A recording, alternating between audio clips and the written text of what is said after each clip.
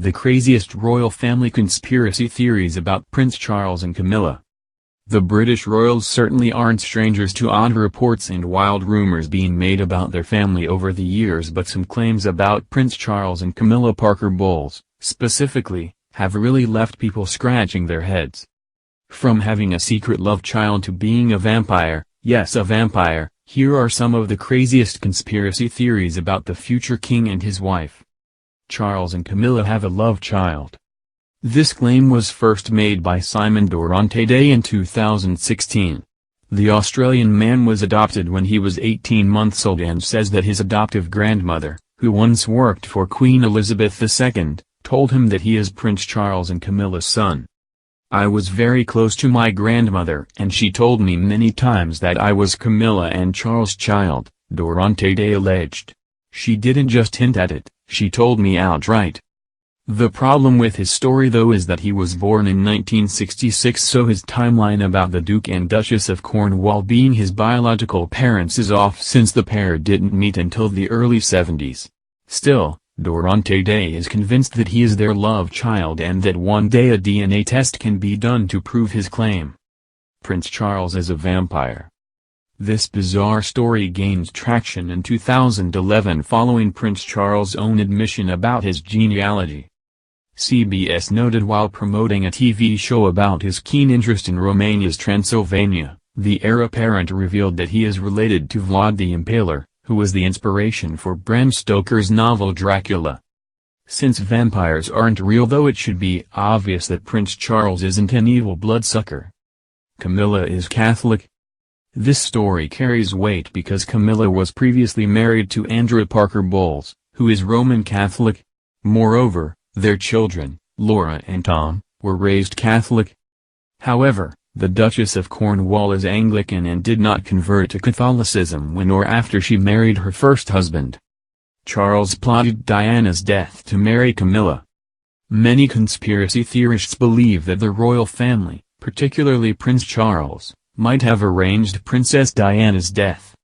In 2003, Diana's former butler, Paul Burrell, claimed in his book, Royal Duty, that the princess sent him a note and told him he should keep it just in case.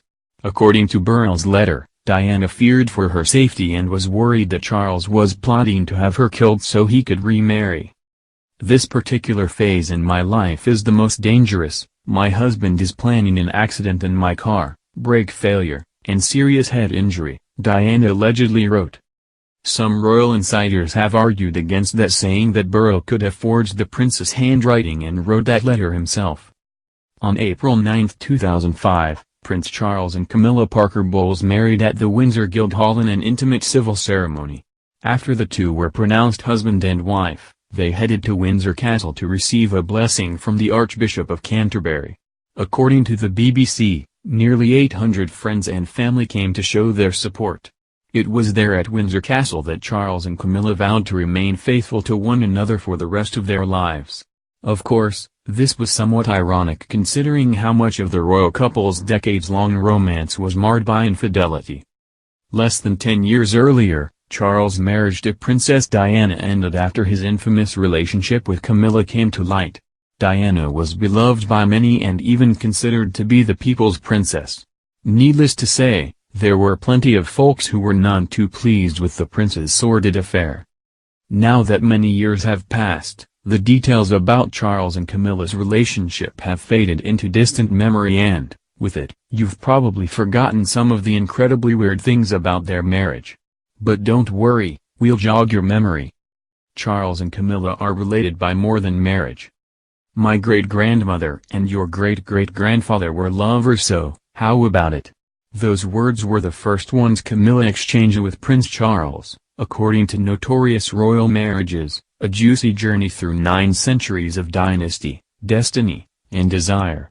Although the prince and Camilla would not marry until 2005, they first met at a party in 1970. When Camilla made this unusual introduction, she was referring to her ancestress, Alice Keppel.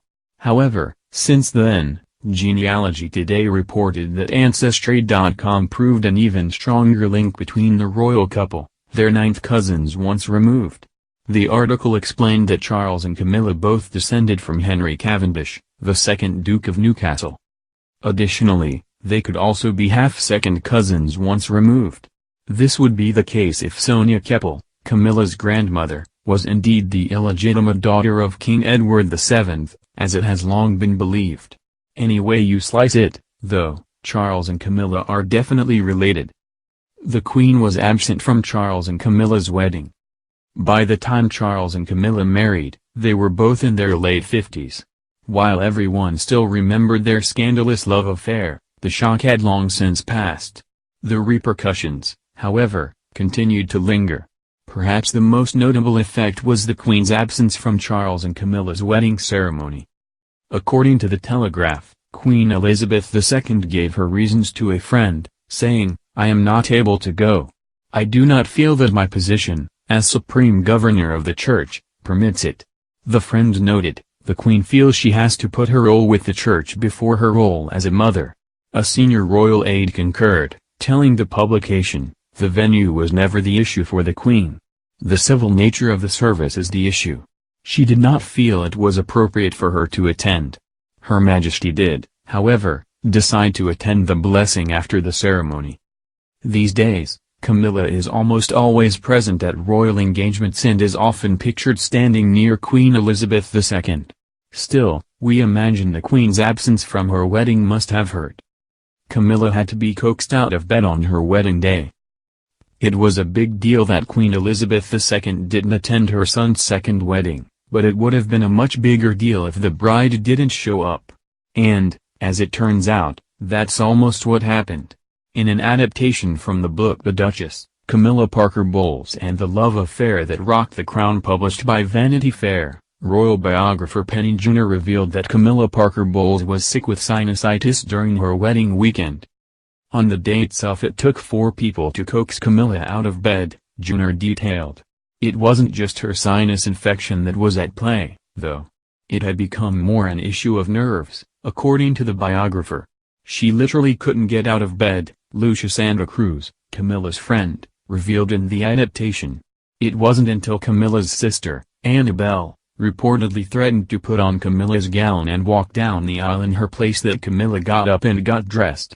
Slowly, as the day wore on, she relaxed, reassured and supported as always by having her family around her, wrote Junor. Camilla has children too. We often hear so much about Camilla's royal stepsons, Princes William and Harry, that we forget that the Duchess has 2 children of her own from her first marriage. Son Thomas Parker Bowles was born to Camilla and Andrew Parker Bowles in 1974, and daughter Laura was born 4 years later in 1978.